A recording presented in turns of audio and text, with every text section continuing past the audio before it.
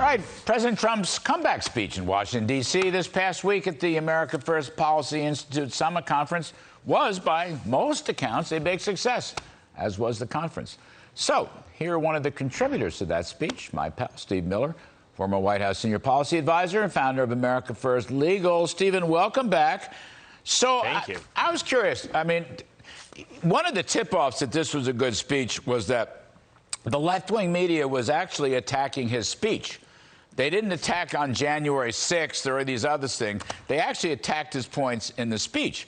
So if they were paying attention to substance, you must have done something right. Or let me put it differently. The president must have dwelled on substance.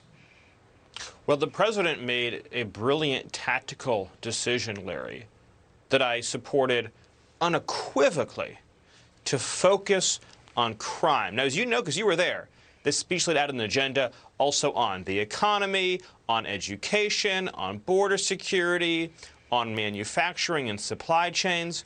But its greatest emphasis was on public safety and stopping the rise in violent crime, the crippling rise in violent crime.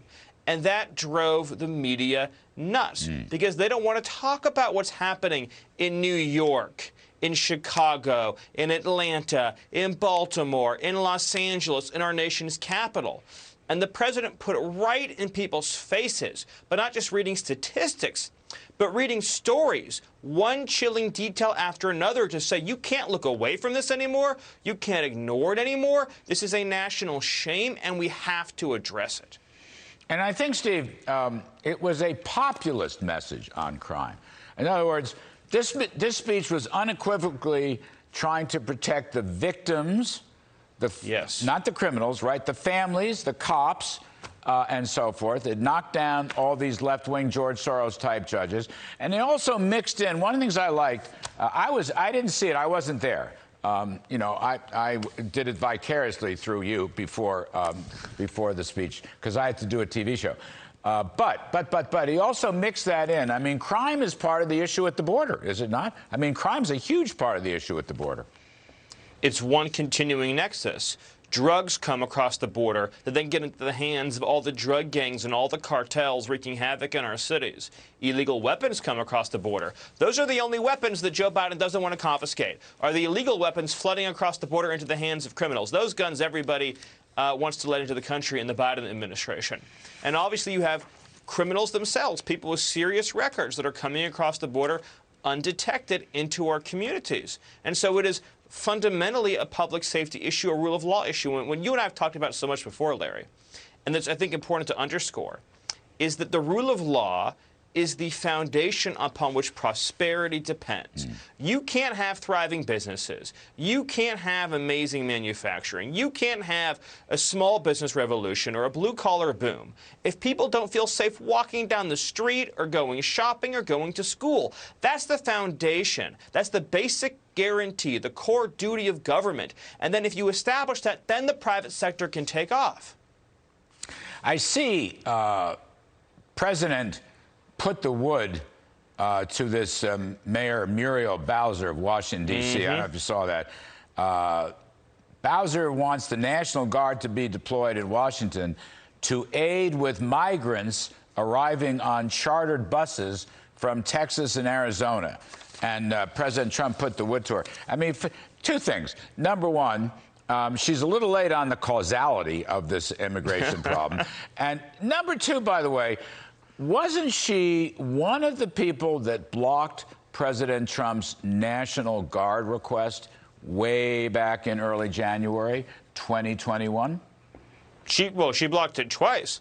So, first of all, in the summer riots, in which many Secret Service agents were injured, in which a church across from the White House was nearly burned to the ground, in which the city nearly fell into pandemonium, the mayor fiercely resisted. But because it is the nation's capital, the president has more authority to direct security than he would in other cities around the country. Then again, as you mentioned once more, in January. So yes, when it was politically convenient to do so, the mayor fiercely resisted the use of the National Guard. And here's one question I would love the White House to answer. If it's a, quote, political game, if it's a political tool, if illegal immigrants are being used as political pawns when they're being sent to Washington, D.C. from Texas, then doesn't that undercut the administration's message that illegal immigration is a gift, that illegal immigration makes us all richer and better and happier and healthier? If illegal immigration is hurting Washington to make a point, then what are the 4 million illegal immigrants that Joe Biden has let into the country doing? The reality is that they're conceding, ironically, that illegal immigration is bad for America. So the official line from Mayorkas in the Homeland Security, the official line to this day is the border's closed. Now, I mean, there's a lot of fiction and fraud and falsehoods coming out of that crowd. I'm just saying, that's their official line. So, Steve Miller, I just wanted to draw to your attention. I wanted to invite to your attention, because you did sit on some of our economic policy meetings way back when. We have a recession and high inflation. So I'm making a pitch to you on the air. This is like a policy meeting, so that we can have the next presidential speech on how to solve recession and high inflation. I know how to do it, Steve. I know how to do it. All you have to do is ask me. I'll give you all the bullets you need. It'd be a fabulous speech. Well, it begins with restoring every single Trump economic policy that was in place but 18 months ago. Low taxes, low regulation, abundant American energy, and confidence that our country is going to be friendly to and supportive of industries that are creating jobs and creating opportunity for blue-collar workers. You know, that's kind of what I was going to say. Make it the most competitive place in the world to hire, start, and invest in businesses, and you will see another blue-collar jobs boom. You got it.